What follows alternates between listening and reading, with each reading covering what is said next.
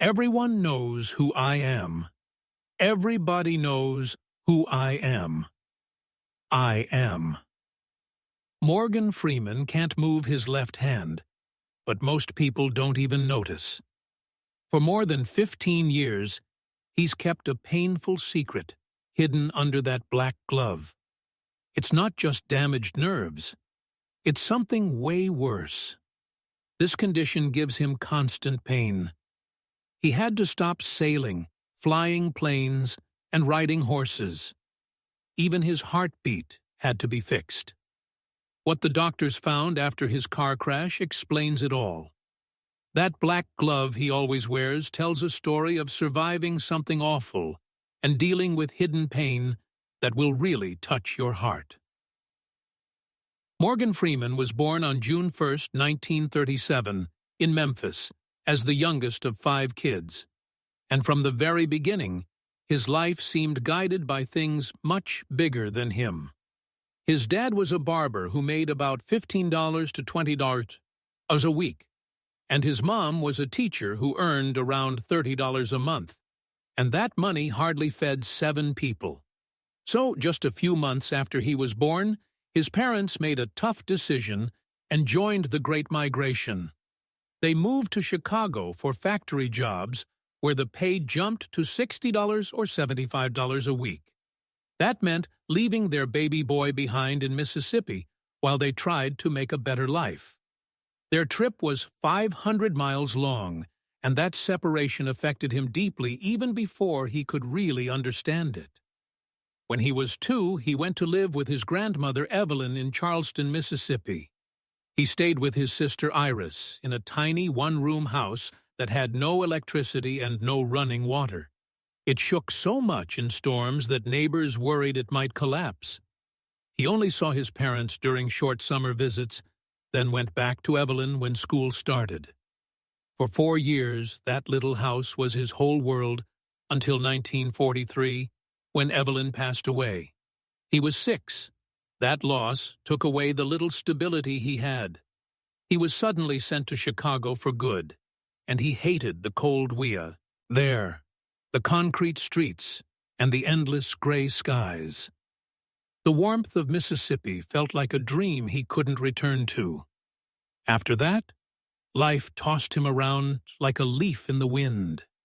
He moved between Greenwood, Mississippi, Gary, Indiana, and Chicago all through his childhood. In Gary, he lived in a crowded apartment where 8 people shared just 2 bedrooms. Sometimes 3 people slept in one bed. Moving so much meant he changed schools over and over. Before he turned 12, he had already gone to at least 4 different elementary schools. His mom worked double shifts, teaching and cleaning houses to keep the family going. Somewhere in all that mess, when he was 9 and back in Greenwood, he tried a school play at Broad Street High School and found out he loved being on stage. He started saving any spare change from little jobs just to buy movie tickets. That's where he watched actors like Gary Cooper, Spencer Tracy, and Sidney Poitier, and felt something pulling him toward acting. Then came the moment that changed his whole life. In 1949, he was 12, and he pulled a chair out from under a girl he had a crush on named Barbara. It was a silly kid prank to get her attention. His teacher got really mad. She dragged him to the drama club as punishment and made him join the competition play. He played the little brother of a wounded soldier. Somehow, the stage made him shine. His school won the district championship. Then they won the state championship. He was picked as the best actor in the whole state competition. It all happened at Broad Street High. And around the same time, he got into music too, even performing on a radio show out of Nashville. A punishment turned into an open door, and he stepped right through it. But at 16, his life almost ended. In 1953, he pushed himself too hard at school, while hardly eating anything. Poverty was always there, and it hurt his heart badly. He got pneumonia that turned into an abscess in his lung. One night, the abscess burst inside his chest.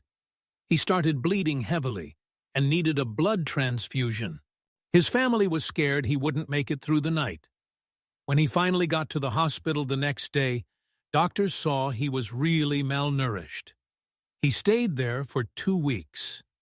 He later said it gave him a different kind of strength, the kind you get after staring at death and walking away.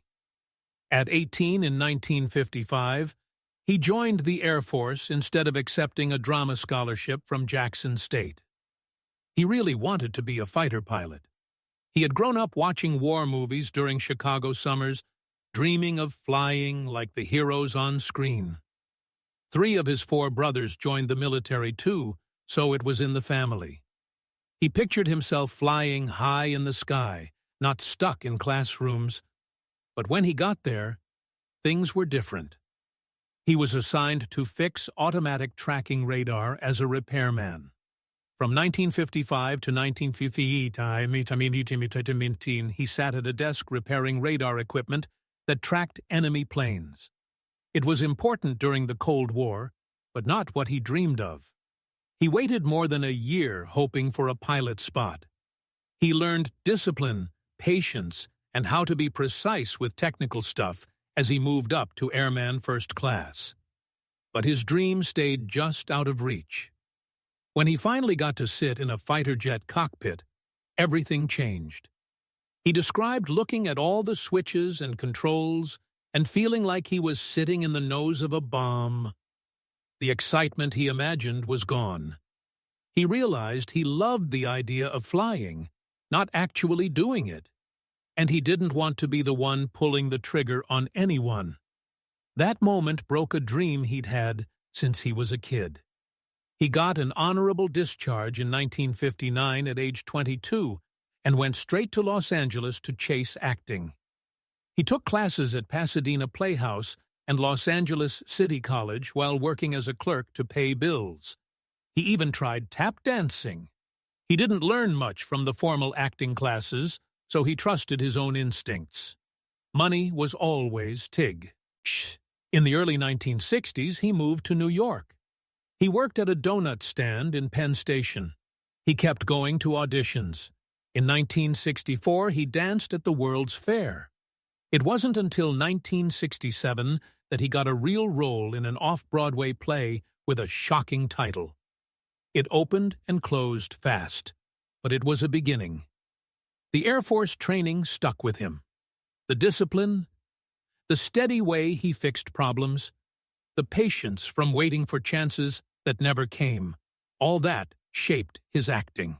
He became that calm guy people know from the screen, the one who studies characters like he once studied radar gear. Years later, he did get his private pilot license and flew on his own terms after all. But big success took a long time. From his 1959 discharge until his breakthrough in Street Smart in 1987, 27 years went by. He spent 5 of those years on the electric company from 1971 to 1976, where he played Easy Reader. In 1967, he was in an all-black version of Hello, Dolly, starring Pearl Bailey, and made about $10,000 for the whole run. He got a Tony nomination for The Mighty Gents in the late 1970s.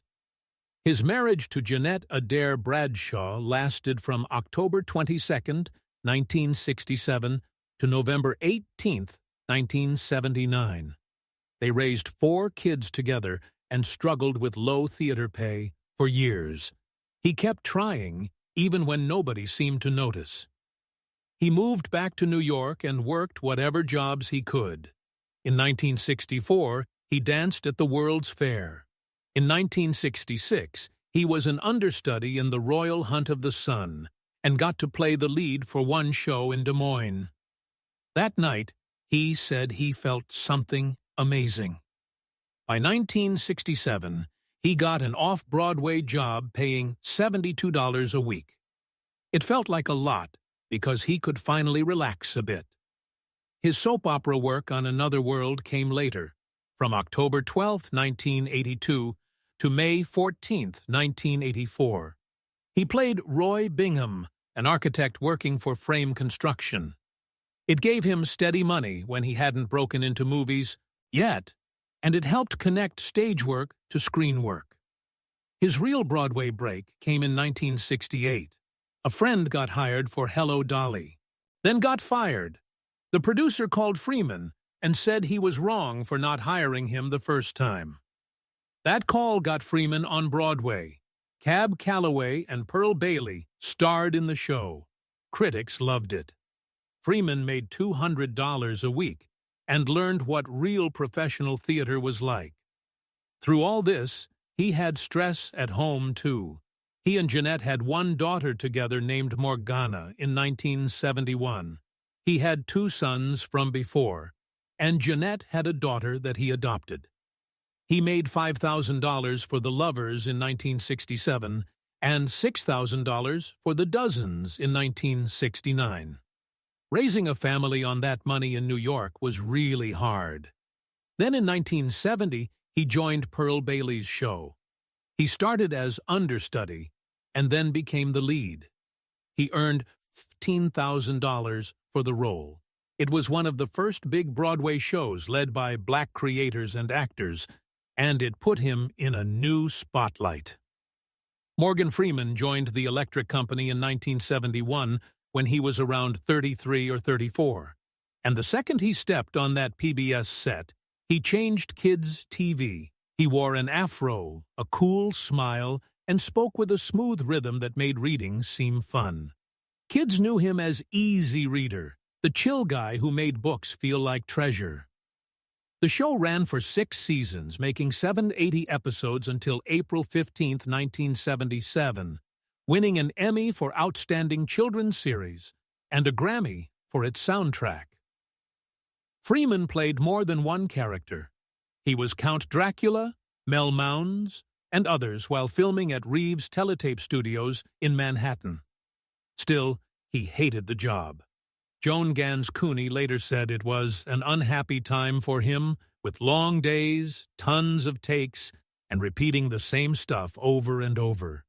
Freeman left in 1975, 2 years before the show ended, but reruns kept playing until October 4, 1985.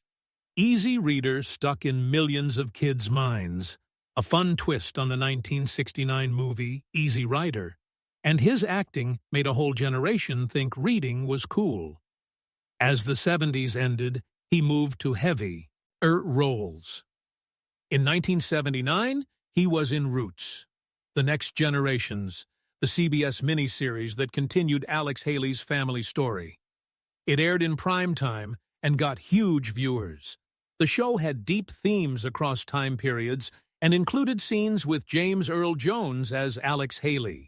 Freeman played Sergeant Chips, though details about the character are fuzzy now. Still, it came when he needed to move away from kids' TV and into serious acting. The timing was perfect, because right after, he got something even more intense. By 1980, he was in the world of Attica. Not the real prison, but the set for ABC's TV movie Attica, which aired on March 2, 1980. It told the story of the 1971 prison riot and had a strong cast like Charles Durning, Henry Darrow, George Grizzard, Glynn Turman, and Anthony Zerbe. Freeman played Hap Richards, and critics noticed him right away. One said he was perfect as a thoughtful older black man trying to stop younger guys from making bad choices. It was funny because he wasn't as old as the character, but he acted like he had lived it.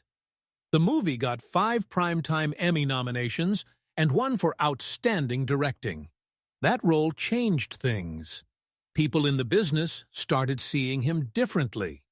He showed he could handle tough drama, and it opened doors he'd waited years for.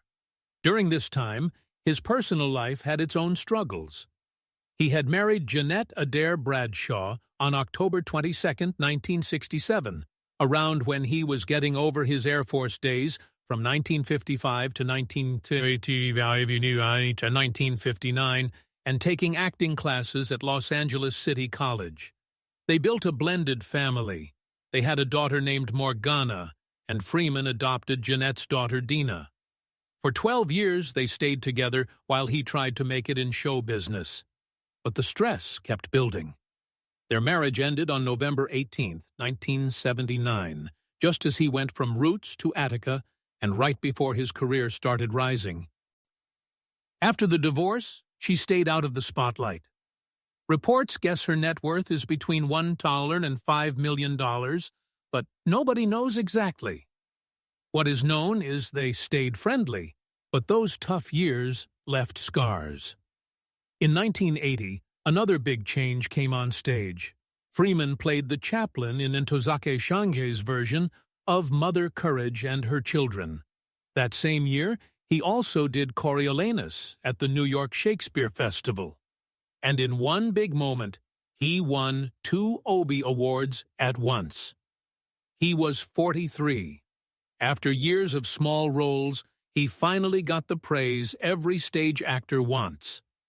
The chaplain was a deep role, a guy torn between faith and war, way different from the fun Electric Company stuff. Those 2 wins changed how New York saw him, and they led to his next career step. Then came the gospel at Colonus. In 1984, he played the messenger in Lee Brewer's mix of Greek tragedy and African-American gospel music. The show started at the Brooklyn Academy of Music in 1983 and got a lot of attention for its bold style. The 5 blind boys of Alabama played Oedipus. Freeman guided the story like a preacher, using music and scripture. PBS aired it in 1985 on Great Performances, and millions watched. He won his 3rd Obie Award for it, and then a Drama Desk Award in 1985, when he did it again. Each role moved him farther from past struggles and closer to the big screen presence he'd have. His personal life changed again that year. On June 16, 1984, he married Myrna Colley Lee, a costume designer and artist. A friend introduced them. Freeman was 47, and she was born in 1941, so about 43. They picked a quiet life away from Hollywood and lived in Tallahatchie County in northern Mississippi. She didn't have her own kids, but she treated his 4 children like her own. For a long time, things seemed okay, but Hollywood pressure followed him even there. Rumors of affairs came up, and by December 2007, they separated. She filed for divorce in July 2008 under seal, and on September 15, 2010, a judge made it final. By the late 80s, Freeman reached a moment he'd waited half his life for. Street Smart came when he was already 49. He played Fast Black, a scary pimp going after a reporter played by Christopher Reeve. He blew everyone away with power nobody expected from the kid's TV guy. The movie opened small in December 1987 and made only $63,660 from 3 theaters at first. But critics went crazy over him. They said he stole the whole movie. He later called Fast Black his favorite Oscar-nominated role. It got him his first nomination for Best Supporting Actor and marked his real Hollywood start. He even took less pay for his next movie, Glory, because he wanted to be in a story that meant something. Lean on Me came right after in 1989. Freeman played Principal Joe Louis Clark, the guy who took over East Side High School in Patterson and kicked out 300 students in one day for fighting, vandalism, drugs, and more. Clark walked the halls with a baseball bat and a bullhorn. He chained exit doors shut, which almost got him fired in December 1987. The school was so tense that even teachers dealt with gang pressure when the Patterson School Board tried to charge Clark with not following rules in January 1988. Hundreds of parents and students filled the board meeting, yelling, "Without no Joe, where will we go?" Reagan heard about Clark's success and later offered him a job as a policy advisor. Freeman showed both Clark's tough side and his caring side perfectly. One of Clark's best lines was simple: "The bat is a choice, a strikeout or a home run." Then came Driving Miss Daisy in 1989. Freeman played Hoke Colburn opposite Jessica Tandy, and the movie had a quiet but deep feeling. He won the Golden Globe for it and got his second Oscar nomination, this time for Best Actor. He had played Hoke on stage before, so it felt natural. The movie was filmed in Atlanta's Druid Hills neighborhood, and Miss Daisy's house was at 822 Lullwater Road. The story dealt with racism and anti-Semitism, and had one sad scene where Daisy's synagogue gets bombed. There was also a moment when Hoke drives her to the Piggly Wiggly, which started softening the wall between them. Later, the movie showed her going to a speech by Dr. Martin Luther King Jr., while her son Booley stayed home.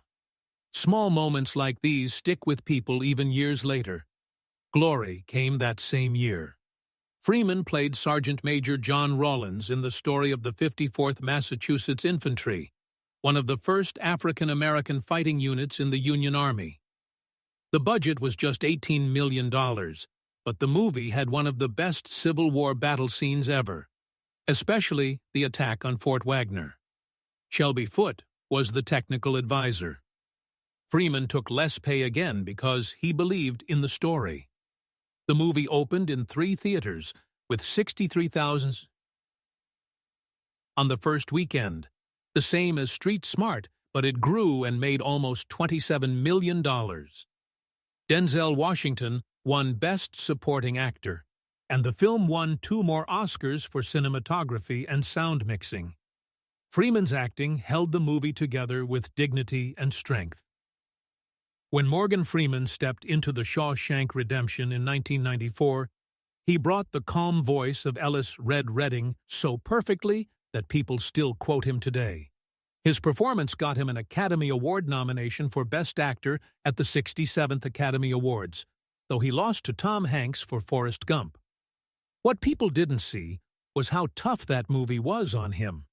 Frank Darabont kept doing retakes of the yard baseball scene, and Freeman threw that ball over and over for 9 hours. He showed up the next morning with his left arm in a sling, but he didn't complain. And when they filmed the rooftop tarring scene, the crew used real tar that dried too quick. So everyone had to hurry to match the voiceover he had already done.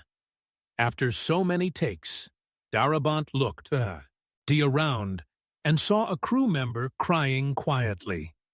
That was when he knew they got the scene right. Tim Robbins had his own rough moment. That famous rain scene, where he lifts his arms to the sky, wasn't just cold and muddy. He stood in a creek full of cow manure. A chemist even warned him the water was toxic. Still, he went in, held his breath, and trusted it. And somehow, the hardest parts turned into the scenes that make the movie unforgettable. The very next year in 1995, Freeman went dark again with C7N, playing Detective William Somerset. Nobody at the studio thought it would do big.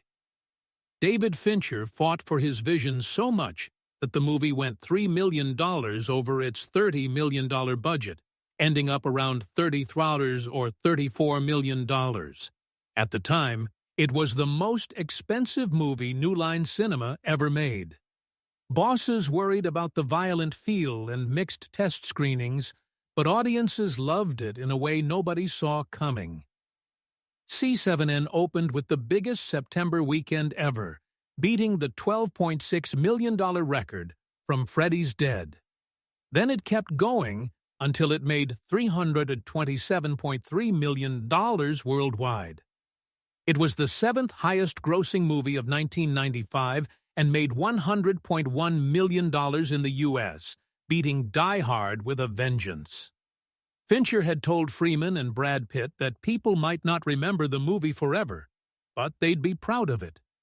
He was wrong, because it became part of their legacies.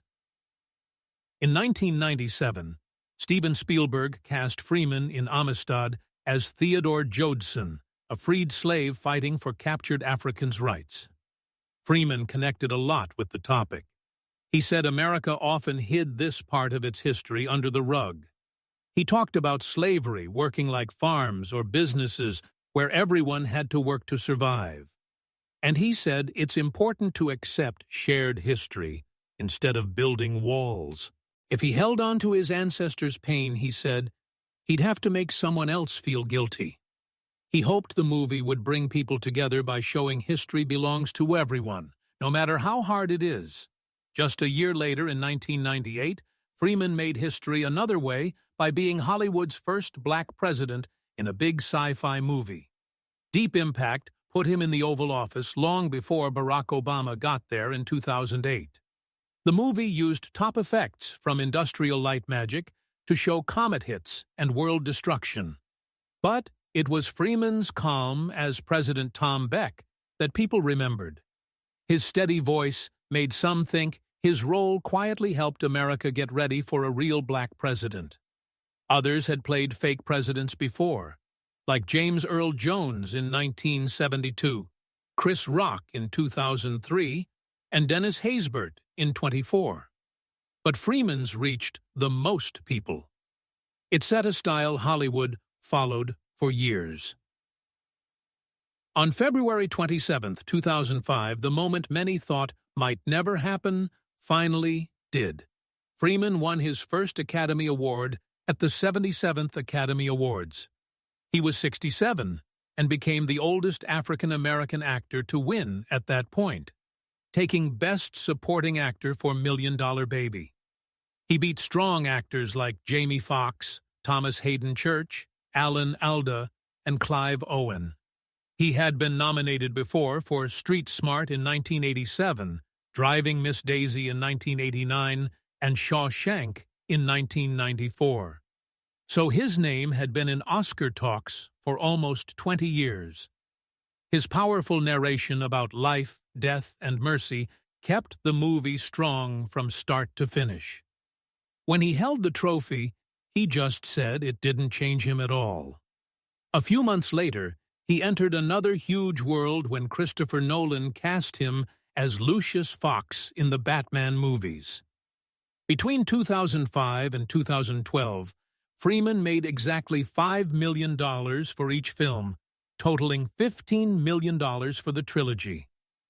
His smart calm shaped the role, especially when Fox dealt with high-tech spying and questions about privacy and power. The numbers for the trilogy were huge. The Dark Knight made over $1,004 billion worldwide. The Dark Knight Rises hit $1,005 billion. Together, they pushed Freeman's total box office over $11 billion across more than 100 movies. His character was the moral guide, showing how dangerous tech gets when nobody questions it. In 2009, Freeman did something personal when he played Nelson Mandela in Invictus. Mandela had said there was only one actor who could play him. Freeman took it seriously. He visited Robben Island twice, out in the cell where Mandela spent almost 20 years. He worked on the walk, the calm voice, even the breathing. When the movie came out, critics said he captured not just the look, but the spirit. The role got big award nominations and proved what he always believed. Mandela's story could change how people think about leading. Years before, in 1993, he directed Bofish, a movie set in 1980 South Africa. He filmed police raids and protests while the country was moving away from apartheid. Mandela was freed in 1990, but the 1994 elections were coming. Freeman filmed in a tense time when fear and hope were everywhere. He wanted to show a black police officer torn between his job and what's right. When he talked about it at Toronto, he said the story put the guy in a horrible spot because following the law meant supporting unfairness. The movie showed the world he cared about heavy stories. That same decade had one of his biggest money hits. Bruce Almighty came in 2003, and shocked everyone by making $484.6 million worldwide on an $81 million budget. It opened Memorial Day weekend with $67.9 million in 3 days, setting a record. It even beat The Matrix Reloaded in its second weekend. It was the 5th biggest movie of 2003 and the top live-action one for Jim Carrey's career. Freeman played God with a kind smile that made his scenes and out. But just 5 years later, his life changed in a scary way. On August 3, 2008, at 71, he was driving a 1997 Nissan Maxima on Mississippi Highway 32, with Damaris Meyer as his passenger. They were 5 miles west of Charleston, near his ranch, when the car went off the road around midnight. It flipped several times before landing upright in a ditch. Freeman stayed awake through it all, and even joked with people trying to take pictures.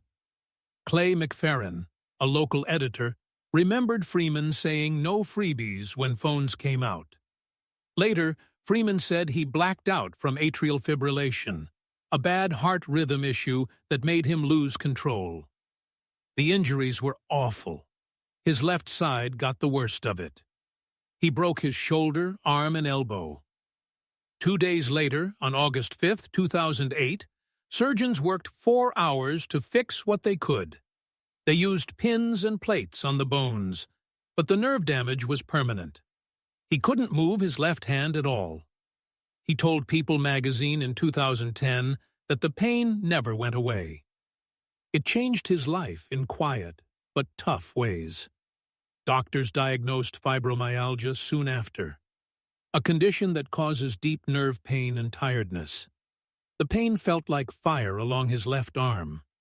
He had to quit sailing, which he loved for years. He tried one last time, but couldn't steer the boat back to the dock. It hurt his heart enough to stop forever. He also quit flying jets, quit riding horses, and stopped driving fast. In 2009, he got a pacemaker to fix the atrial fibrillation. Even his heartbeat needed help to stay steady. People started noticing the black compression glove he wore around 2013. He had it on at the 2023 and 2025 Oscars. Many thought it was just style. It wasn't. He needed it to stop blood from pooling in his paralyzed hand. Without it, his hand would swell and hurt bad. He wore the glove every day, even on sets like the Comeback Trail in 2020 or at the 2005 tours and tours. He kept his hands behind his back, showed how the injury still affected him. Still, he didn't quit. He settled the legal stuff with Meyer in 2009 and got back to work. He refused to see his limits as the end. Instead, he called them changes. He worked on Invictus. He did new shows and movies. He kept going because telling stories was in him, just like when he first dreamed big on stage years ago. By 87, when he walked the Oscar stage again, the glove told a story of pain and surviving. And even though people said he never fully got better and never would, he kept showing that his voice, his calm way, and his spirit mattered way more than any injury.